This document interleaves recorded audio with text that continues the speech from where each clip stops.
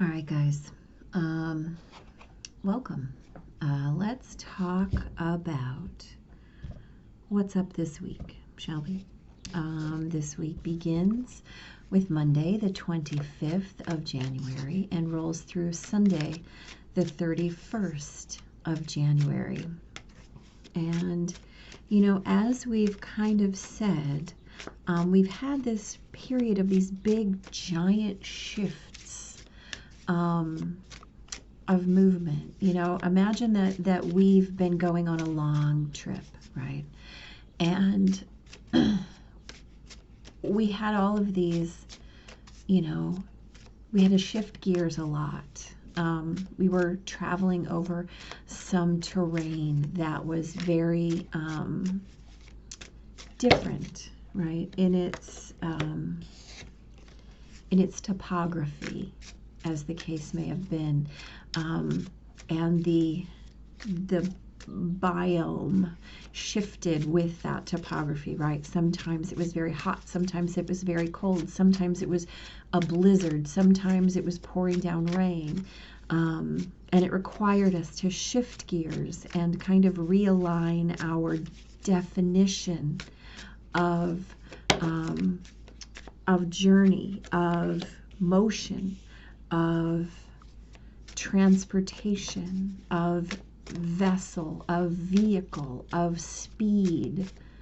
And now we're kind of in this motion now where we're settling in, right, for some travel, as the case may be, travel. And so there's not so much need for gear shifting, right? And the scenery isn't going to change that much. What's got to change now is us, which is really all we ever had to change all along, right? But what's got to change now is us. And how we travel is not so important as that we travel. How we adapt is not so important as that we adapt. So let me explain what I mean. We're moving into a period of relative stability with a few twists and turns. It's kind of like driving from St. Louis to Denver, right? There's only 3 turns in the road, but when you get there, you've gone up an entire mile, and you didn't even notice it. But all of a sudden, everything is different qualitatively, right? Just an analogy, one of my personal favorites. So here's what I mean. On Monday, the sun sextiles Chiron. And so that asks us to examine how we air our triggers, right? The moon squares Chiron, right? And by the way, that moon is in Cancer. And so this is about the feels and the triggers and how you feel about your triggers and what you do about how you feel about your triggers. And on Tuesday, the sun squares Uranus. So you might get some answers, right? You might have a few little aha moments. And Neptune, Pisces Neptune, squares the nodes in Gemini, right? Again, we understand that we are supposed to be doing some very deep feeling about our destinies right now. The moon is also trining Neptune on Tuesday, giving us tools to really plumb those depths, right? Whether or not we use them is up to you, right? Sun square Uranus. You get to choose. You always get to choose. On Wednesday, the moon opposes Venus and Pluto. Right, and Venus and Pluto, they conjunct the next day on Thursday. But so Venus is 3D love, right? And Pluto is that power, that what we dig up, what lies buried, what lies hidden. And Venus is like that out there, you know, this is what I love, this is what I desire, this is what I want. so please expect that you will have an opportunity to give voice to those things that you really want this week. On Thursday, right, our two big events this week that we have are, of course, our full moon on Thursday, and that full moon is at 9 degrees Leo, right? And so the moon will be in opposition to a sun that is conjunct Jupiter at 9 degrees Aquarius. And they will be squaring, directly squaring Mars at 10 Taurus, but also squaring Uranus, right? And so that lovely T-square sets up this fixed energy T-square, right? And a T-square is challenging energy. And in Eileen land, right, we talk about oppositions as opportunities, right? So if we have this square, but we have the T-square, then we have a little bit of a break, right? And what I mean by that is that when the sun and moon are in opposition, we have an opportunity to create ourselves through our feelings. So Aquarius and Leo, that dynamic is really about individual versus collective, right? It's Leo is that really strong individual energy, and Aquarius is that strong collective energy. It's super creative. It's super innovative. It's like it can be totally cutting edge. So, all right, so we've got the moon opposing, right, the sun, Saturn, and Jupiter. We've got the sun conjunct Jupiter. Saturn is still in there.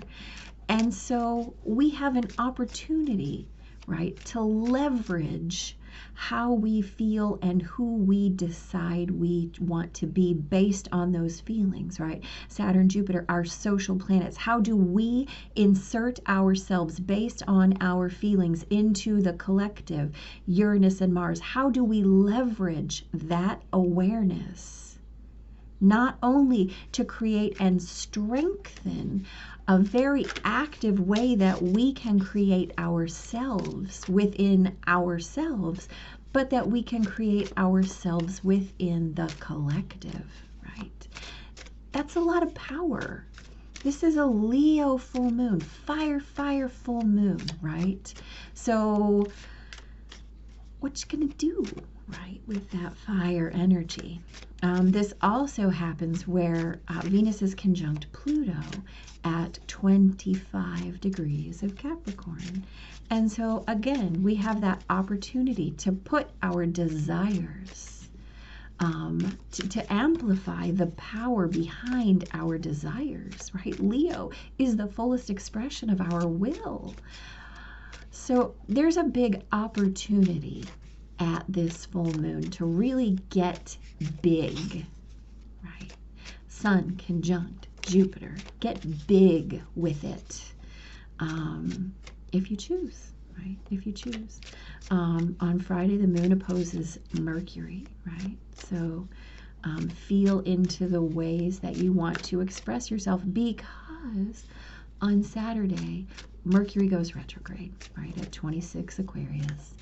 The moon will back up or appear to back up, right? The moon, hello, Mercury. Mercury will appear to back up. And Mercury doesn't go backwards. It's simply from our geocentric perspective that the orbit of Mercury appears to slow and stop just from our perspective.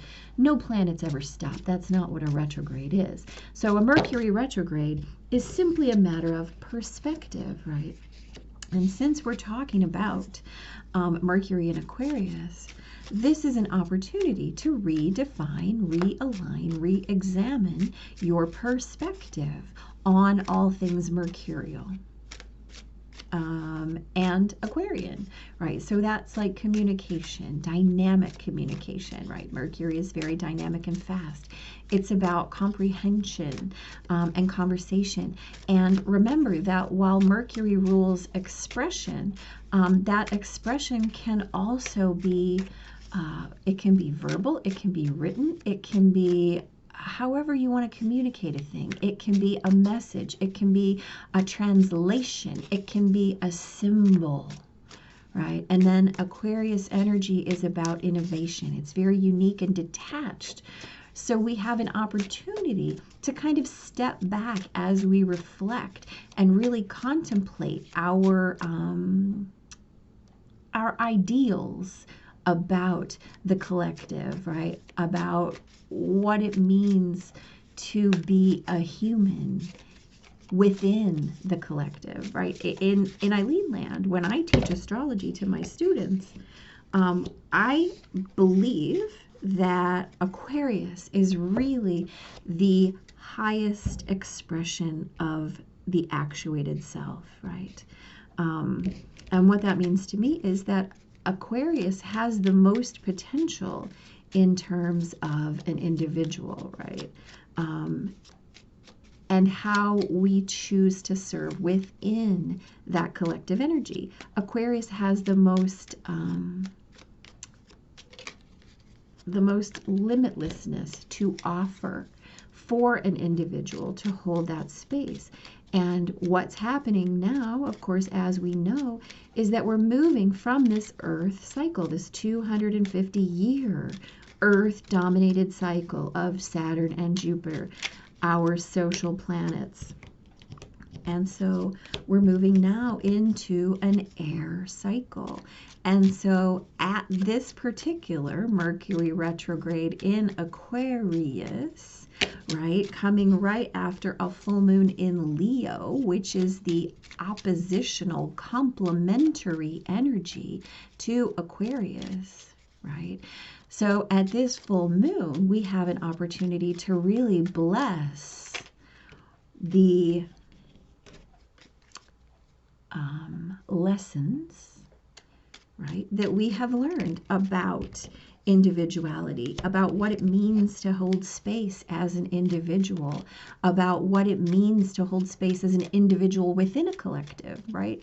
How does the collective benefit from me having a super strong self and a self-image and having done that self-worth, the work on my value, right? We're talking about values, right? With all this Taurus energy, Uranus in Taurus, Mars moving through Taurus. This is our opportunity to reevaluate our values, right? We've talked about this already, but at this Mercury retrograde, we have really an opportunity. You know, what is a retrograde? It's that opportunity the universe gives us to sit back and pay attention, to reevaluate, to reflect, to reexamine, to redefine, to recreate. And so if we can take the breather that's offered by any retrograde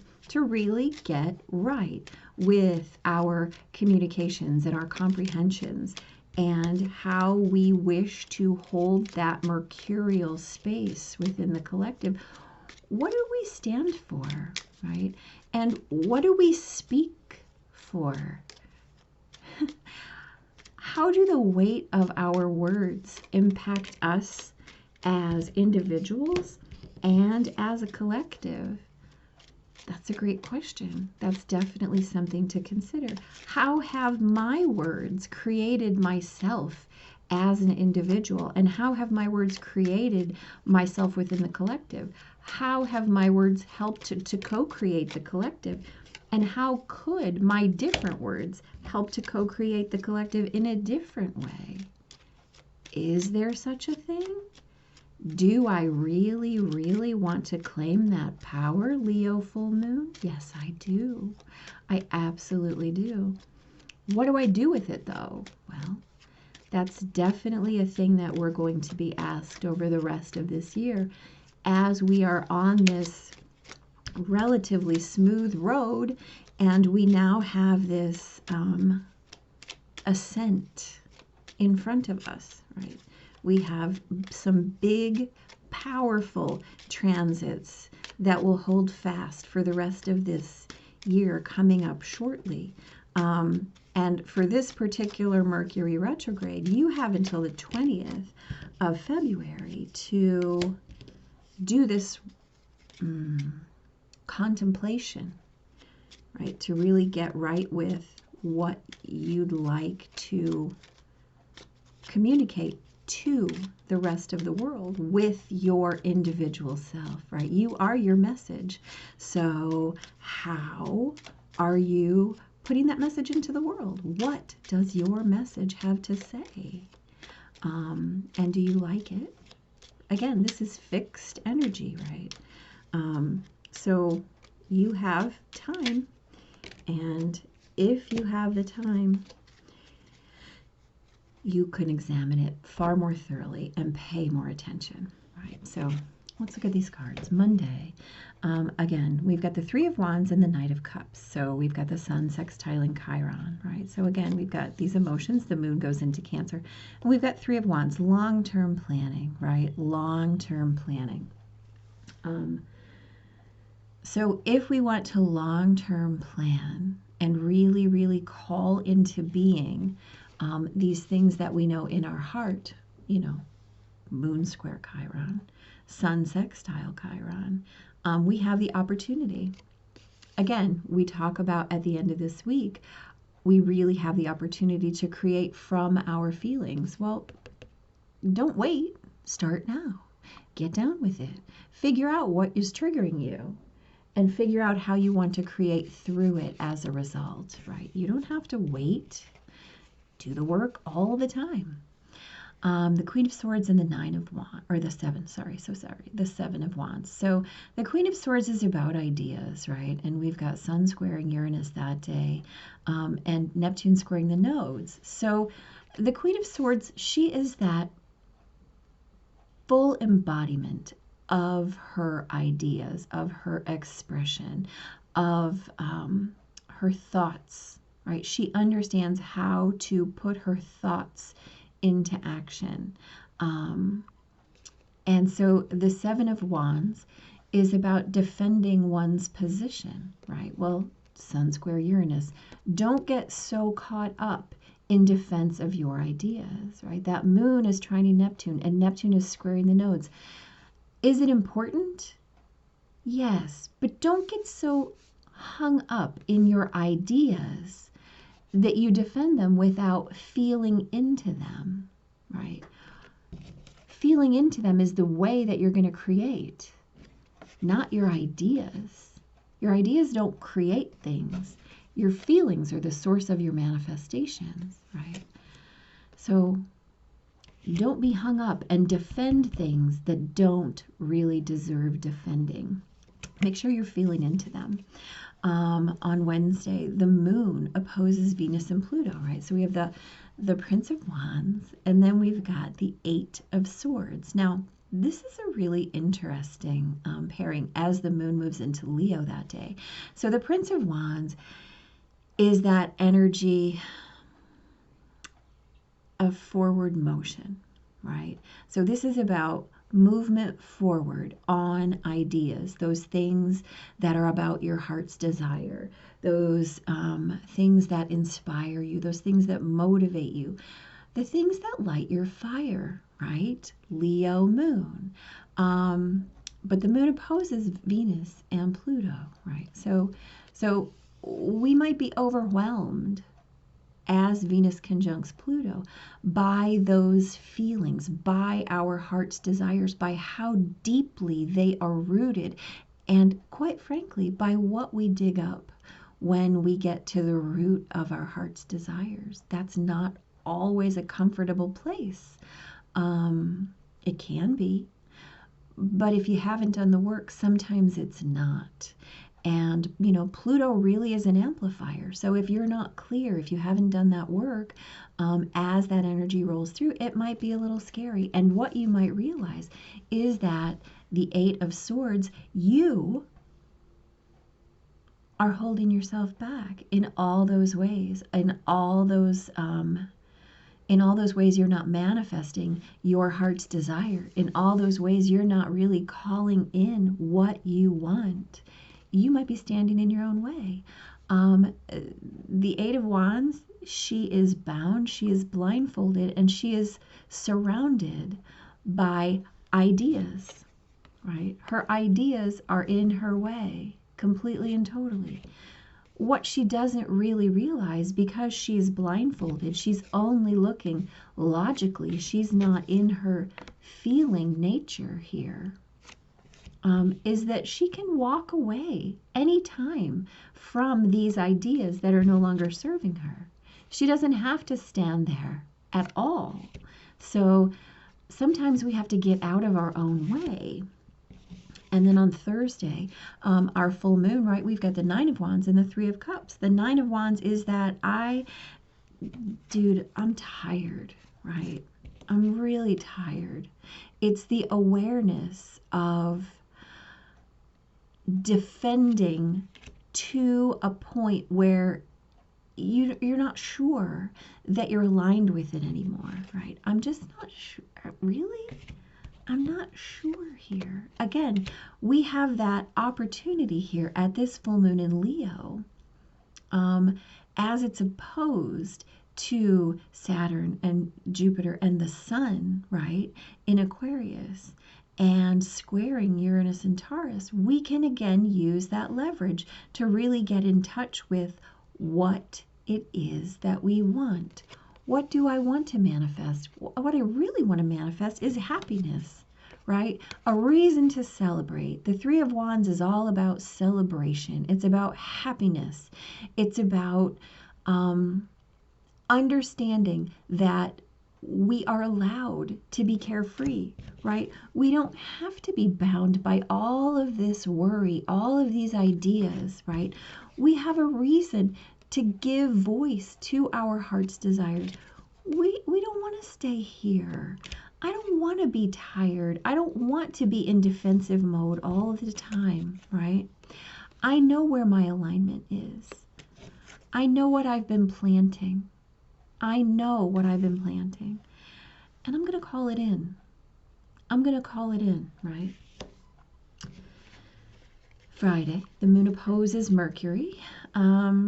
So we've got the Tower and the Ace of Swords. I mean, is there a more beautiful way, really, to clarify the Tower than with an Ace? So the Tower is giving up. The Tower is having all of these ideas just blown apart. No, it's saying no.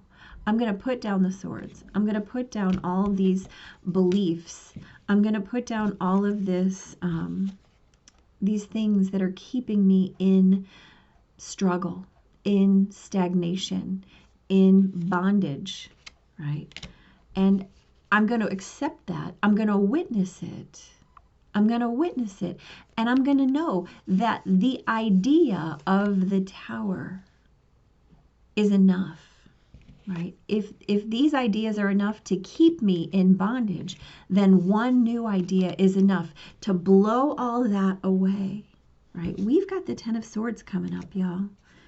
We've got the Eight of Swords again here. This week is about ideas. Mercury retrograde. It's coming. It's building, right? This is building. And I always like to point out when we get the Tower card, I love the Tower card, by the way, because it literally just means cataclysmic destruction of anything and everything. And so the card that comes after the Tower in the tarot is the Star. That is the card of divine blessing, right? It is the card of divine gifts. And what we know is that aces must be accepted, grasped, and put to use. You can't just throw it in your pocket, put it in your backpack, tuck it away in a file. It doesn't work like that. The pieces must be used. You have to pick them up. You have to sort through them. Venus conjunct Pluto. You've got to look at what you have and what you don't have. You've got to look at what you've called in and what you're planning. You've got to know what's serving you and what you're wasting your time defending. You've got to know where your heart's desire is and where you're in the way of it. You've got to know why you're tired and why you are not celebrating and joyful. And then you've got to just toss everything that doesn't match, right? You get to decide. You get to decide. Your ideas get to determine this for you, right? So get rid of what is not going to work, especially as we roll into this Mercury retrograde. Mercury retrograde, 8 of Swords. Again, where are you in your own way? 8 of Pentacles. How about an 8 of Pentacles instead, right? The moon, as the moon trines Mars and Uranus and Pluto on this day. This is a card of work. This is a card of mastery. This is a card of practice, practice, practice, practice, practice, practice, practice. This is a card of my crap is not in my way. I'm not letting it stand in my way. I'm going to do something about it, right? 2 8 of Swords, but the 8 of Pentacles. Remember that Pentacles, this is our, well, Pentacles at the end of the week, okay? So this is about really sitting with what we want to create. Again, what do we want to create? Where do we want to pull it from? We want to be in alignment while we're creating. And then we want to practice it, right? We want to practice. We want to work on these resources. And what are our resources, right? It's tangible or intangible. What is your life made of? It's about your own ideas about what your life is made of, right? And if those explode because you get a new idea about what your life really is, yeah, it's okay. It's okay to give up the old stuff that's not working. In fact, that's what you're expected to do. It's your resistance, right? It's your willingness to stand here that keeps you stuck. That's all. That's all that keeps you stuck.